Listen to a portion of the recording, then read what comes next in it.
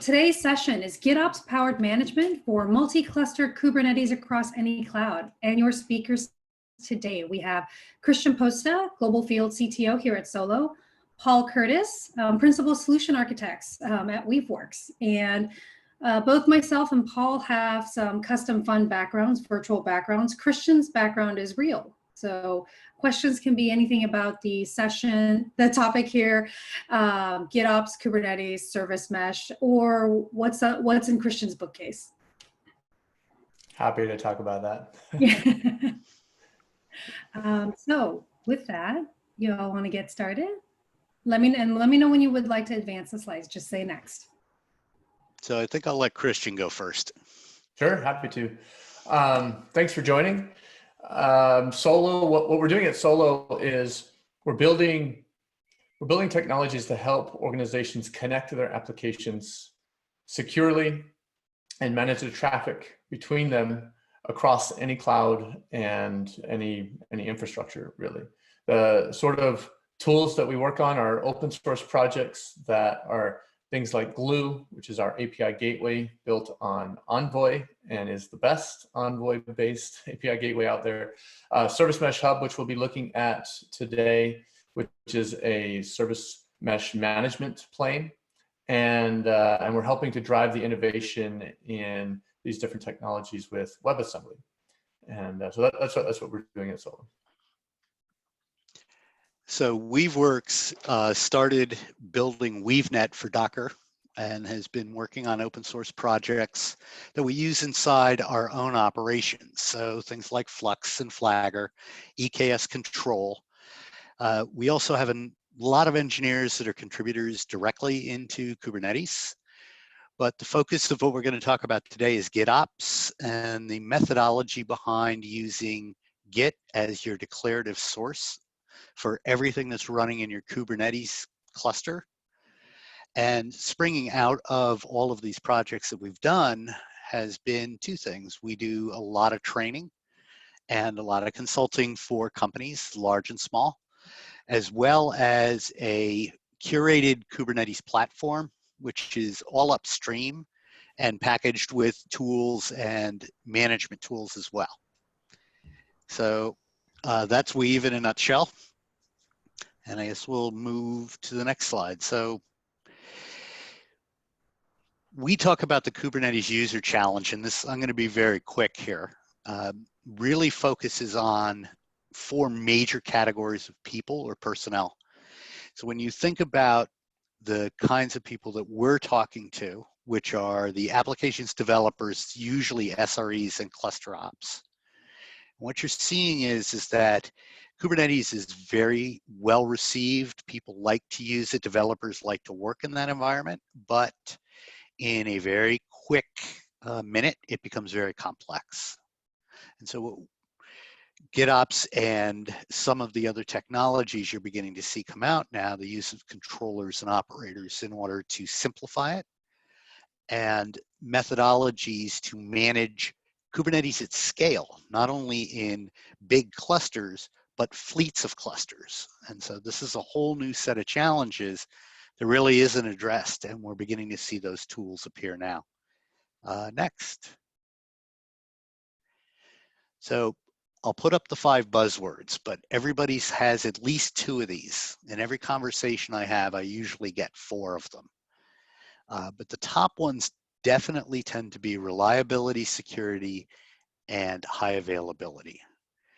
People are trying to build out clusters and multiple vendors across different cloud providers to provide a fully highly available environment, and one that they can manage so that if they need to upgrade something or change something, whether it be the application or the infrastructure, they can do that. And so these things are not just buzzwords anymore. This is practical use cases where we have customers doing this today. And the tools that needed to do this effectively are what we're going to show you, actually. So next. So very quick on GitOps and the difference between GitOps and, let's say, infrastructure as code. So Git becomes the sole source of truth about everything in your cluster, what's running there. Now, the deployment section there is all Kubernetes objects. We don't really care what they are. That could be everything from a pod all the way up through service meshes, RBAC, security, all of the baseline things that you need to run your cluster. But the difference here is that unlike infrastructure as code, which is you execute something to do it, like an Ansible playbook, for example, or you click a button to make this happen.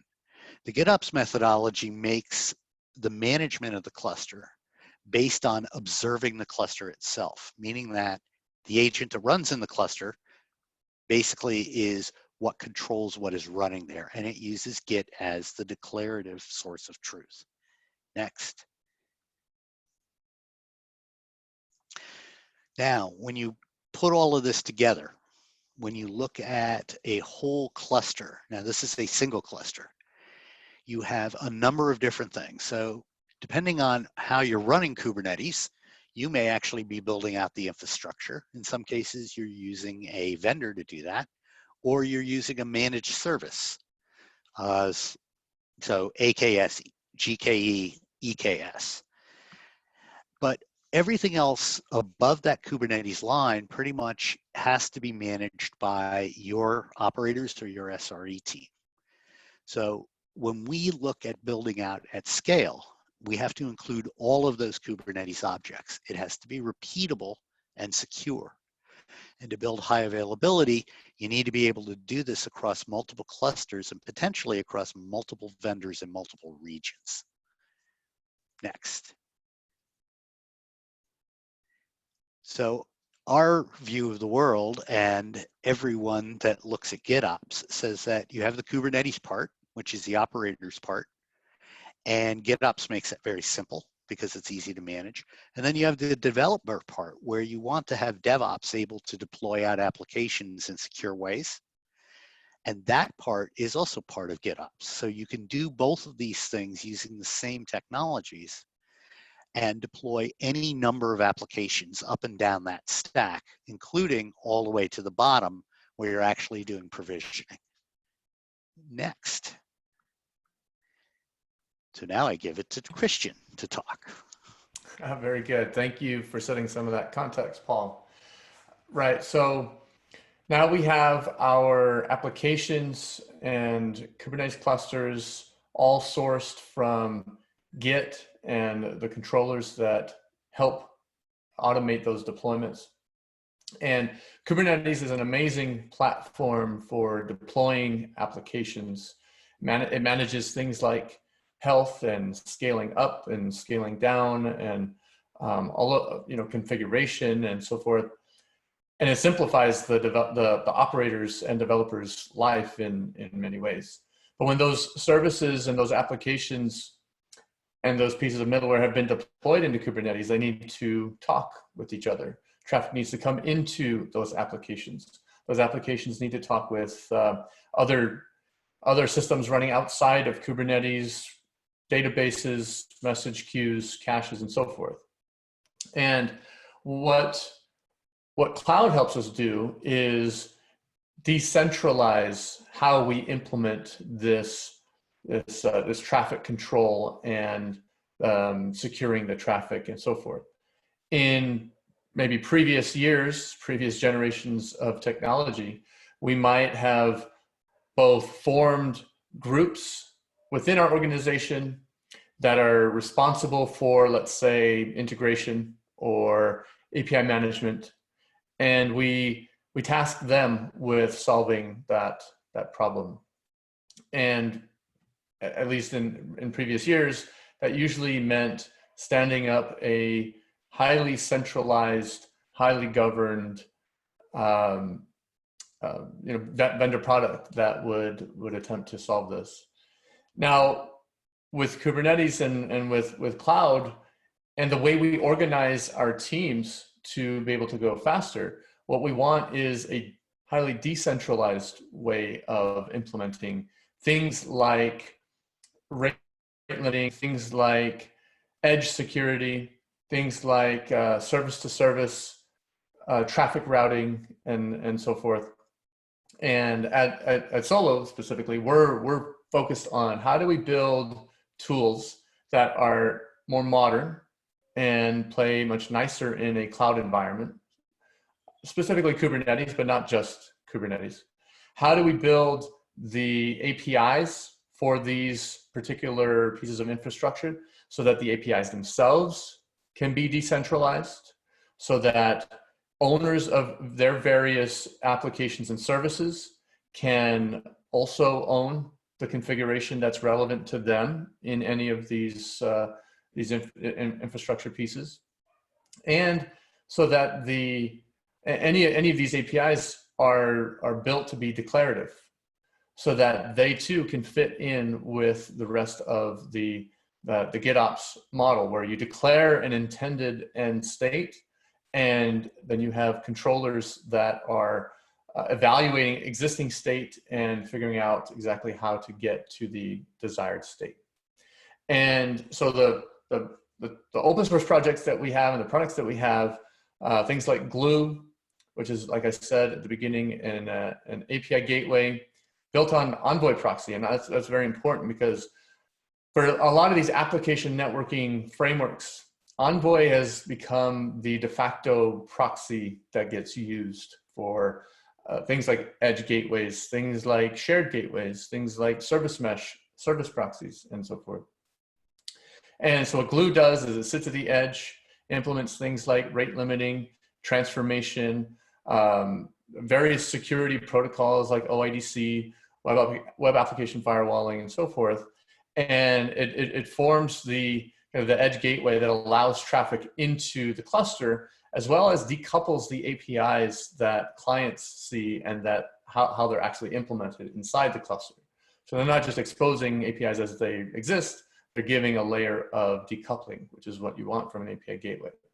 Now, inside your boundary, you will have services communicating with each other. And what becomes interesting is how service mesh can solve those challenges. But then, more importantly, you're not going to deploy in a single boundary, right? You're not going to deploy in a single Kubernetes cluster.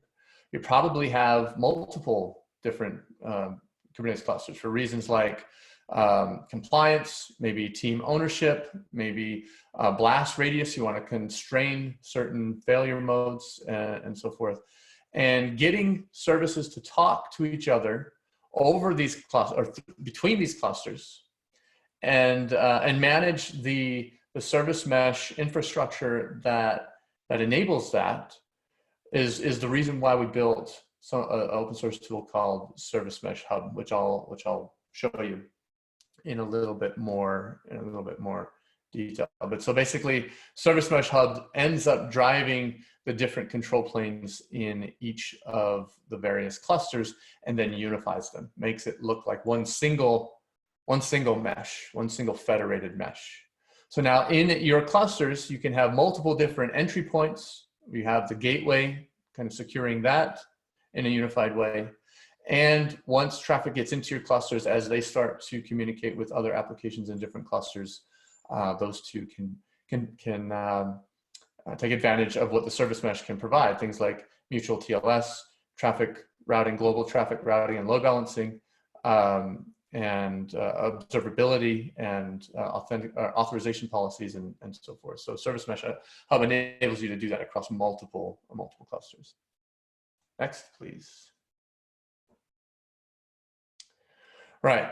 So now together, where we have Weave, providing the tools to bootstrap and manage the Kubernetes clusters, as well as the automation and the processes around getting the applications into and maintaining the desired state declared in Git, as well as the processes that form around making changes to those, pull requests and so forth to make changes.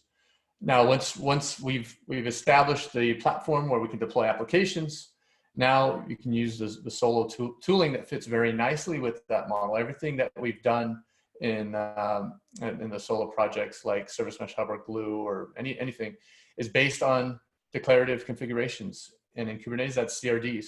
So we can plug everything that we see to control traffic, to control security into the clusters, between the clusters and so forth, can be done with CRDs, and does not depend on any particular cloud or on whether you're running on premises or however you like. Paul, is there anything you wanted to add to that before we start getting into the demos? Just one more point is that in any declarative configuration, Kubernetes by its nature can allow you to not only just have one of those. You may have clusters with multiple teams with multiple requirements. And so you can have different declarative areas, different Git repos for different teams based on the requirements, specifically things like networking and any kind of ingress pathing. So there's a whole lot of things that you can do in building out either a big multi-tenant cluster or a fleet of clusters that make this very simple. Cool. Do you want to, let's get into the demos. Okay, so I guess I go first? Yep. All right. So I'm going to talk a little bit about GitOps a little bit deeper, but I'm going to use the Weave Kubernetes platform to do so, simply because it makes it easier to explain. So the GitOps methodology says that you have a declared state for the cluster in Git somewhere. Now, this is basically predicated on the fact that Kubernetes is running. And Weaveworks will also spin up and provision the actual cluster itself. And this particular one is running on GKE. So when you spin up the cluster, in most cases, there are things you're going to want always to be there. Every cluster has it. Okay, and a good example of that is security. A good example of that is monitoring. Service mesh would be in there as well. Okay, and as you can see here on the left side where it says cluster components, you have a basic set of services that every cluster gets.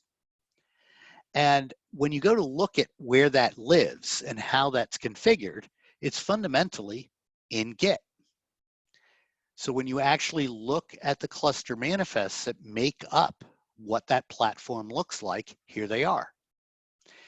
At the time that Kubernetes is bootstrapped, the first thing that happens is that you bootstrap the software agent, which is called Flux, in the cluster, which then reads this Git repo, and this is the declared state for the basic cluster. From this point forward, everything is done through Git. Once that occurs, we get a basic cluster where we have, for example, we install the Helm operator, we install Prometheus and Scope and Grafana. So we have a set of tools that we put in. In the Weave Kubernetes platform world, we also put in a controller for workspaces, which we'll talk about in a second, which are also these GitOps and GitHub services here. But this is the base cluster, right? So this is what the operations people perhaps would do, right? So they would have control over that Git repo that manages this configuration. Now, so when we talk about that, the ability to divide this up, it then becomes, well, now I want to put tenants in. So in our world, tenants are typically namespaces, and that's best practice in Kubernetes anyway. And the controller here basically builds that out and attaches it directly to a different Git repo. So now all of a sudden, I have the base cluster, which may define the service mesh or the networking or the security or the RBAC for the whole cluster. And now I have a second agent that deals with the application stack and solely the application stack. Now, in that case, you may want to give your DevOps teams access to do that so that they can see their applications and run them in their own constrained environment. But that requires them to also be able to modify and build out their underlying networking and storage and all these other operations.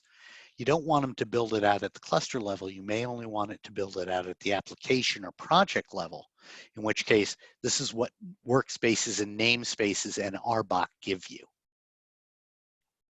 So when we look at the baseline cluster, the other part of GitOps that is required for Flux to work is it actually has to be able to monitor and observe the cluster. So we find that our customers genuinely and pretty much all the time put in Prometheus as their monitoring or one of its derivatives, but Prometheus for a cluster scale is fine. We also tend to find customers putting in this tool called Scope, which we're going to use a little bit later, but basically Scope allows you to visualize the whole cluster. So you can actually look at it from pods and examine what is actually running. So you can see, in our case, here's the actual Flux agent that is running the whole cluster. You can see its inbound and its outbound connections and things like that. So there's a lot of capability here, but it's great for visualization because it actually visualizes the network connections as well. So when you get to dealing with your application and the sidecar proxies that go with it and the connections to the mesh, Scope, for example, will show you all of that visually. And obviously you can do it by namespace. So you can just look at a particular namespace. And you'll see right now that none of these are connected, but they will be. This visualization and this observability is very much required in order for the operators to maintain the cluster at, to keep it running, basically. So if we, I'm just going to pick up one of the charts. So we as a company, we endorse using best practice to go ahead and install the observability. The other thing is that if you're doing managed progressive deliveries and things like that, you need to be able to observe what's going on in the cluster. You also need to be able to observe when there's problems. Because if you do something, if you take an action, for example, upgrading an application, you need to be able to roll it back very quickly. So one of the benefits of GitOps from an application level is rolling back becomes, ooh, well, I just have to move the head of that Git repo back one commit ID, or change the manifest and recommit it, or change the Helm chart and recommit it. That's how you do rollback in the GitOps world. And it makes it very simple because you can see it. Everybody can look at Git. It's audited, right? Because Git log gives you an audit trail of every action that was taken. And you can see what actually was done because Git diff between two things will tell you exactly what changed. So that level of observability, monitoring, and auditability give GitOps an enormous amount of power. But the key thing in our demonstration today is that GitOps works with any Kubernetes object. It doesn't discriminate. So you can use it to build out declarative service message, which Gloo does. So you have the ability to say, not only can I build out the cluster, put in some services and maybe some applications, but I can configure all the underlying infrastructure as well. And I can do it declaratively. And if I make a change, I can roll it back very quickly. So this gives a huge benefit to customers who are looking to build out large scale. Now, obviously the next level of this is to build this out at scale in a fleet. So I'm just going to flip over to one of the fleet managements to give you an idea of what that looks like. So when you talk about a fleet of clusters, now you're talking about clusters that would exist over many different domains. Okay, they may be on different providers. They may be bare metal. They may be in a hosted service like a Packet, for example, DigitalOcean, or they may be inside virtual machines, OpenStack or EC2. The thing is that when you manage that kind of environment, you not only have to be able to manage the clusters, okay, actually going in and seeing what is running on any given cluster.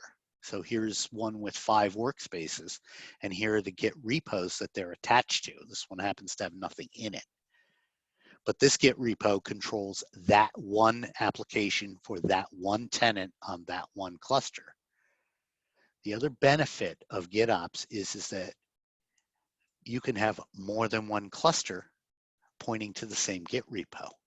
So building out disaster recovery and high availability becomes very, very simple, right? And it can be done across multiple cloud vendors pointing to the same Git repo. I don't need to learn a new tool either. Every developer, well, not every developer, but pretty much any cloud native developer I've met knows what Git is, knows how it works. So I can go in and say, hey, you know, I need to see what actually changed in this particular deployment, and here it is. I can use git diff to find out what was changed when this cluster was built out and deployed. And you can see what it did. It changed the Git repos. It set up my deploy keys, things like that. At an application level, I can find out if somebody changed the number of replicas. Simple things like that. Makes this very observable and very powerful. The last point I'll make is that because it's Git, it means that the ability to change the deployment in a cluster or any of the objects in a cluster is based on who can write to the Git repo, right? Anybody can read it, be great. You want all the developers to go in and see what is running on a particular cluster so that they know what versions and things like that they have to take a look at. But the flip side of that is that means that maybe the dev team can write to some Git repos, but not all. And operations can only write to the ones that control the whole cluster. So you begin to see that it gets very powerful very quickly when you need to manage what could be hundreds of nodes across multiple data centers and multiple environments. And GitOps gives you that ability, and the toolkit that Weave has both in the open source and the ones that we package commercially with support, you can see where this would be a very powerful combination. So I'm going to stop for a second and I'm going to flip to Christian. Oop, can't hear you. All right, what about now? There we go. Okay. All right, let me share my screen. All right, there was a question that was asked in the Q&A section, and I clicked answer live by accident, and then the question went away. So let me just get the answer out to it quickly. The question was, what's the difference between solo.io, the company, and things like, I believe the question was Istio or Kong. And the short answer is solo.io is a company that works on commercial enterprise products as well as open source projects. So if we go over here to solo.io, we can see some of the things that we work on. And what we're focused on is helping folks get to cloud applications like deploying into Kubernetes and getting to microservices and so forth, and doing it in an incremental way. Starting with a gateway at the edge, so that's why we built Gloo, which facilitates things like automatic service discovery, traffic routing, traffic splitting, edge security, web application firewalling, OIDC, these types of things. And then getting to service mesh with microservices and so forth, which is why we built Service Mesh Hub. Now, Service Mesh Hub, which is what we'll talk about, is a management plane that simplifies operating Istio or any service mesh across multiple clusters, right? So the comparison to Istio, for example, is that, well, Istio is an implementation detail of our solution. We do support Istio, and what we do is try to provide a better user experience with multi-cluster capabilities simplified. So come check out solo.io, and we go into more detail about the different things that we're working on. The second thing, and the question that often comes up is, well, so Gloo is an Edge API gateway. What's the difference between that and Istio Ingress gateway, or any of the service mesh edge gateways? So how does that overlap happen? If you go to my blog, I've written about this quite extensively on the very most recent entry here. This goes into quite excruciating detail about what are the differences, what are the roles of those proxies in those gateways, and when you might want one or the other or both, right? These are not mutually exclusive, but you want to understand when and why you would want to use them. Now, what we're going to talk about right now is the Service Mesh Hub open source project, which when you have multiple clusters of Kubernetes set up, you have your application deployment pipelines, you're using GitOps and so forth. Now you need these applications to communicate with each other. You need to treat multiple disparate service meshes as a unified federated mesh. And that's what we're doing with Service Mesh Hub, which I'll show you. If you go to the GitHub, like I said, this is an open source project, and you can click on the docs down here. There's a link for the docs. You can see how to get started. Click on Get Started, so you get the appropriate tools. And one of the simplest ways to get started, even with multiple clusters, is to use kind and just do meshctl demo init. That'll spin up two Kubernetes clusters for you, install Istio, and allow you to kind of play around. If you have more complicated, or maybe you have existing clusters and you want to use it for real and not inside of kind, then you can click on setup and go through some of those steps. But what we're going to look at in this demo here is two different clusters with Istio installed on both of these clusters. Maybe you've done this through GitOps and you already have your clusters provisioned and working, right? What we're going to do is we're going to use Service Mesh Hub to administer these Istios, take control of them, and unify them, so they'll be treated as one single virtual mesh. Now, the actual deployment, so we could use a third cluster, but what we're actually going to do in the demo is co-locate the Service Mesh Hub on one of the clusters. So let's actually do it. So let's get started. What do we have? Let's connect up to our different clusters, the ones that Paul showed, some of the ones that Paul showed from earlier. We see we have Istio installed on cluster 1.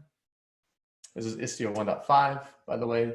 We also have Istio installed on cluster 2. Now, these are two installations of Istio completely separate. We also have elements of the book info Istio sample running on cluster 1. We see we have version 1 and version 2 of the review service, and then version 1 of some of the others. And we'll take a look at this in a little bit more detail. On cluster 2, we have some components of that book info sample, but we have only version 3 of the review service. So we have version 1 and version 2 of a review service here, and version 3 running on a separate cluster in a different mesh. Now, these are two, like I said, independent meshes. They have not been joined yet.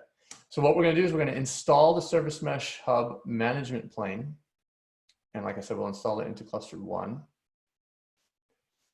which would match this diagram here. And we'll give that a second. I've noticed my internet has been pretty slow today. So that looks like it has been installed. Let's take a look at the different components that were installed. And we see we have these two components that make up Service Mesh Hub. They've been installed and they're running. Now, just to make sure both the components and the configuration, everything was installed correctly, we'll do meshctl check and cross our fingers. All right, that looks good. Now, the next thing that we're going to do is register the different clusters that we want involved in our multi-mesh or multi-cluster management here. So we'll start by registering cluster 1, and hopefully it does that. We'll give that a moment. Again, I apologize for my internet, a little bit slower than normal. And let's register cluster 2 with the Service Mesh Hub here. And so what that will give us is basically this diagram, cluster 1 and cluster 2, service mesh hub running on cluster 1, and now knowing about, hopefully, these different service meshes. So if we do get Kubernetes clusters, we see that service mesh hub has found these 2 clusters. This is a CRD that comes along with service mesh hub. There's another CRD called mesh. And we should see that the 2 Istio clusters have been automatically discovered. Now that's all great. Now they're registered in the management plane. Now let's see how we can federate them. The first thing we're going to do is we're going to look at a CRD. Actually, no, that's not the first thing. The first thing we're going to do is see that these 2 meshes have a different root identity. So what we did here is we made a call between the review service and the rating service. Now Istio in this configuration has mutual TLS set up inside of the mesh running on cluster 1. And it also has mutual TLS set up for the mesh running on cluster 2. Both of them have a different root CA. So if we look at on cluster 1, we see that the root ends up being something like BBC =. If we do the same thing on cluster 2, we should see a different root in the certificate exchange on cluster 2. BBCA was the first one. We see something different here. QZ, capital Q =. So let's group these meshes so that they can be treated as a single virtual mesh and span multiple clusters. To do that, we're going to use the virtual mesh CRD.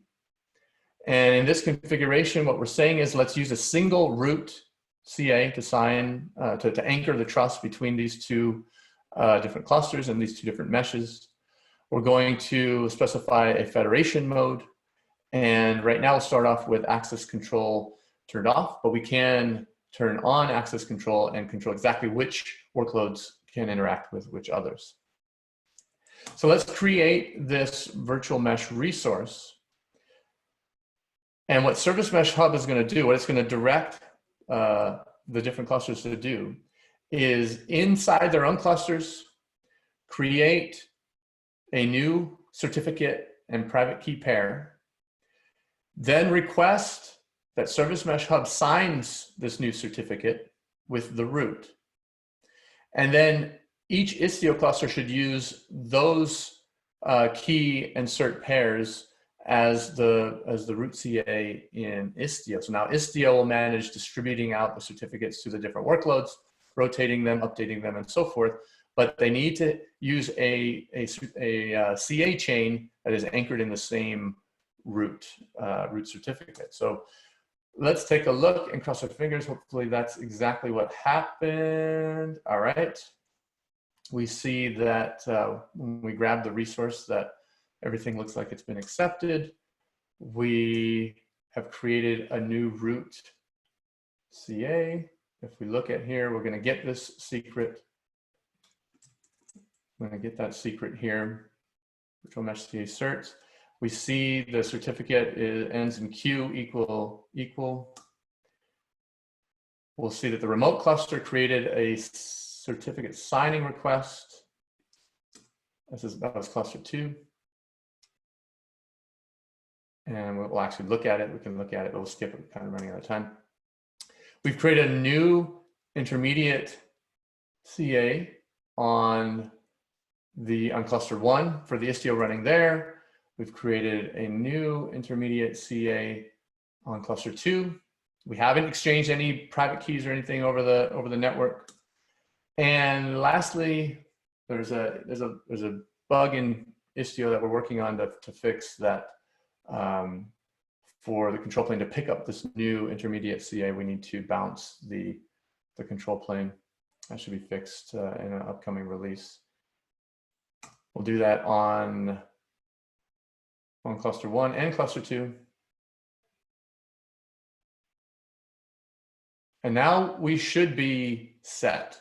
We should have the same root trust for both clusters or any number of clusters. We haven't exchanged any private keys over the network. Now, when we establish connections over the clusters using mutual TLS, they should be able to verify each other, and the traffic should flow smoothly. Now, we've also updated the balanced the workloads here, so we might see them fluctuating a little bit so that they more quickly pick up the new certificates instead of sitting here waiting. That looks like it might be good enough.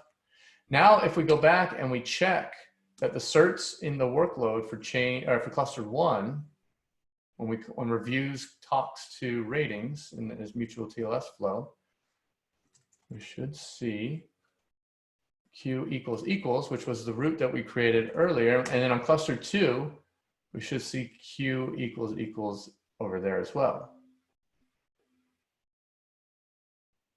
Let's come back and scroll up. There we go. So now the root certificate on both clusters is terminated on the same root CA. That's all good. Now with this power, we can get things like automatic service discovery between the clusters. So the Service Mesh Hub takes care of creating service entries in Istio. So if you're familiar with Istio, this is how we expose workloads that run outside of the mesh or run outside of a cluster. But we can do that on both the cluster 1 and cluster 2 so that we can communicate across clusters. The mutual TLS stuff has already been set up. So what we now need is an API that we can use, a declarative API that we can use to specify policies about the traffic going between the clusters, and do so in terms of this multi-cluster and virtual mesh concept, not just an individual single mesh. So on the bottom, we'll try this port forward. Oh no, is it not gonna work?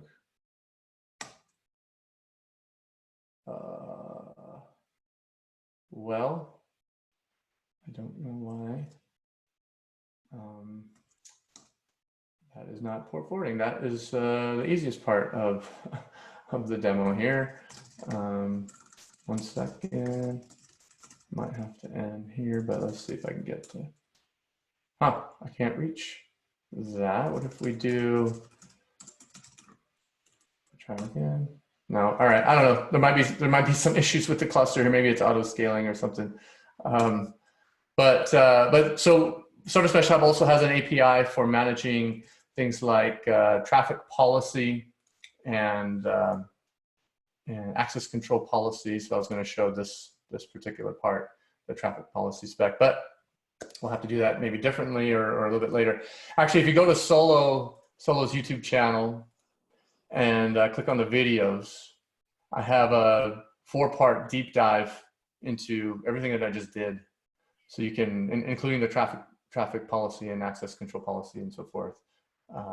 Actually, if you click on playlists, you should see there's a playlist created for it there. So apologize that part, cluster, things didn't cooperate there, but nevertheless, you get a feel for what the Service Mesh Hub project is and how it can be used to manage the traffic, the L7 traffic between multiple clusters and multiple meshes running inside of Kubernetes.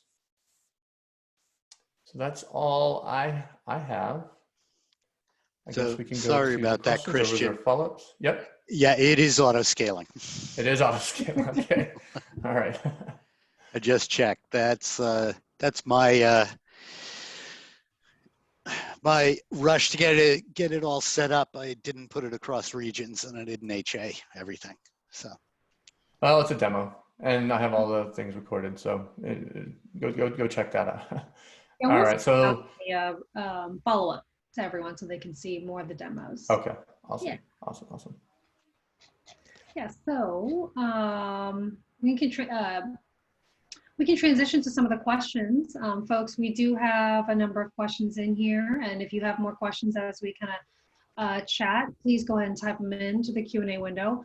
But first one here that I got is, I think if we go back to this slide real quick, Paul, someone was asking if you could explain what an immutability firewall is.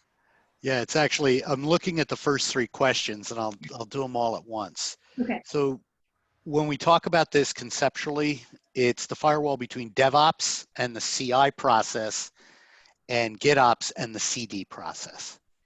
Now they can be the same, you can use the same Git to do this, but typically you want to separate development from operations.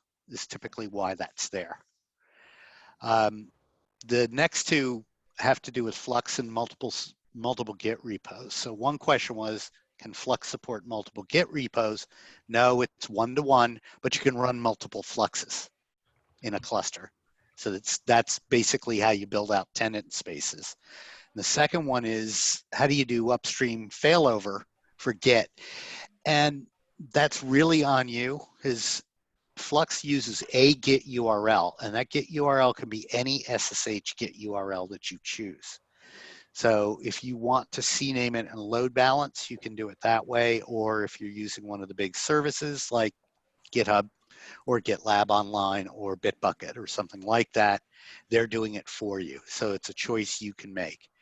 We don't say you have to use GitHub. We don't say where it has to be. All we say is that the cluster where the agent is running, Flux, has to be able to reach it. The next one is also mine. So we put monitoring in the base cluster and not logging. The reason is that for a lot of the tools that Weaveworks builds rely on Prometheus to get metrics on the fly. So for example, progressive delivery. You set thresholds for the progressive delivery tool Flagger based on whether there's enough CPU or the latency of the HTTP request.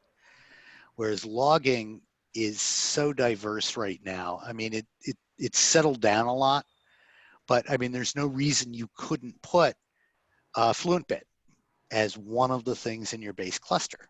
Why not? And as I said, those could be any Kubernetes objects. We give you a set of defaults to start with, but we don't force you to use them. So you can go ahead and pick which ones you want. Wow, boy, a lot of GitOps questions. Yeah, so if you want to, let me give a question to Christian. Paul, if you want to cruise through and pick another GitOps question for the next one. Christian, question here is, can you create multiple virtual meshes with the hub? Yes, the answer is yes. So I showed that we're grouping 2 of those clusters, but we specify which clusters we want part of that virtual mesh. And we do that with the virtual mesh CRD. I also saw, just real quick, just to get it out of the way, a question from Steve. Thanks for joining, Steve. Good to see you here. Can you do the mesh CTL commands from GitOps? And the answer is yes. The mesh CTL CLI tool is just a convenience tool. You can do everything with CRDs and kubectl if you want. We'll also have a web UI for it. But everything is driven by CRDs and declarative configuration for that. So Christian, didn't you show me that mesh control can actually output that manifest? Yes, it can also do that. So if you do mesh CTL on any of the commands and --dry-run, then it'll output all of the YAML that you can use. So you can capture those, and those could be the objects that are put into GitOps, or you could handwrite them. Yes, yep, that's correct. Christian, clarification on the multiple virtual meshes. Sounds like so the example that the person laid out is cluster 3 is combined with cluster 1, and cluster 3 is also combined with cluster 2. So can the same cluster be part of multiple virtual meshes? It's like a Venn diagram of clusters. Yeah, so there's an overlap, I guess the question is asking, right? Yeah, so the same cluster part of 2 different virtual meshes. My suggestion for that is to join our Slack, and let's talk about that a little bit more. Say that again. Yeah, I want to understand what that use case is. It sounds like an interesting one, so I just want to get a little bit more information about it, because the answer is yes, there is a way to do that, but it might be a little bit more involved in something that we can maybe simplify for you. Let's chat a little bit more. Join our Slack. It's slack.solo.io, and let's talk about that one a little bit more. And then is it possible to manage multiple clusters not in an HA or failover scenario? So that's Where the clusters are not, or Service Mesh That's Hub is not? all. If the person who asked that question, if you could provide more detail, that would be great. yeah, I'm not sure if that one was aimed at me, Christian, or you. Yeah, it wasn't It clear. could kind of be both, I guess, right? Depending on what part, if you're doing what part of that. I said you just wanted to have 2 clusters up and running, and Yeah. or two clusters like grouped from a service mesh perspective. Either really. Yeah, so either way would work. So yes, you can use GitOps to manage the same configuration, a cluster that's not necessarily HA. You can use Service Mesh Hub to manage the service meshes in those clusters that may not be virtually connected. Is that correct? Sorry, I was writing something down. 1 second. Okay. Sorry. What was that? Yeah, so you can use Service Mesh Hub to just independently manage the meshes in clusters that may be spread around. That's correct. Yes. So Yep. they don't necessarily have to be connected. That's right. Yep.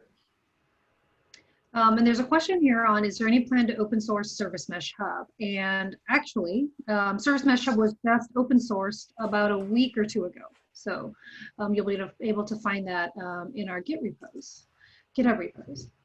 And then what else? Paul, did you answer the one? There's one here. Does Flux support multiple Git repos? Yeah, I did. And the answer is no, but you use multiple instances of Flux to achieve what you need to do. And that's how we do multi-tenant and namespaces. So, and from the perspective of an application developer, the operations people want to manage one part of the cluster. The DevOps want to manage only their application stack. So that gives you a way to do 2 repos that are completely separate and authorized differently. And it also means that you can control all of the underlying functionality that's provided. So if you put in the service mesh, the CRs that you would need to actually spin up your application may be handled by the developers, but the mesh itself handled by the operators. So yes, you can split those up very easily. Great. And there's a question here is, when you do a rollback with via GitOps instead of kubectl, how do the changes propagate back into the cluster? So that's a good question. So what Flux does is, when it first starts, it does git clone into the container that it's running in. So it has a clone copy. What it's looking for is a change in the commit ID of the head branch, right? So if you point Flux to master, it is checking the commit ID of head. When that changes, it refreshes and then propagates those changes into the Kubernetes API. So it's a pull methodology that does it. And that sort of answers another question about git revert. Since git revert doesn't change the head commit ID necessarily, that may or may not work depending on how you do it. And then there's a question here on the name. What is the name of the web UI for the GitOps tool? And is that open source? Oh, so that's the Weave Kubernetes Platform, and that is part of the product that we sell and support. And that particular UI, no, it is not open source. However, the scope one, that's the visualization for the cluster, is, and it's called Weave Scope. Great. And then Christian, a question for you here on asking for a little more detail on how Service Mesh Hub is able to connect across multiple, Kubernetes Service Mesh clusters. So how we do the connection? Yeah. And I think in the context of this, because we are talking about, hey, these are multi-cluster, multi-cloud environments. Yeah. Okay, so we do it right now by registering the cluster with the Service Mesh Hub management plane. And what that does is it gives the management plane basically a slimmed down version of your kube config that you use to access the configuration. So you might want to create one that is locked down or that is specifically scoped to what Service Mesh Hub can do. And so from that perspective, it doesn't, as long as the cluster is reachable, that we can connect to it and manage it. Great. So that is, we are at time. Folks, thank you so much for attending and for all the questions.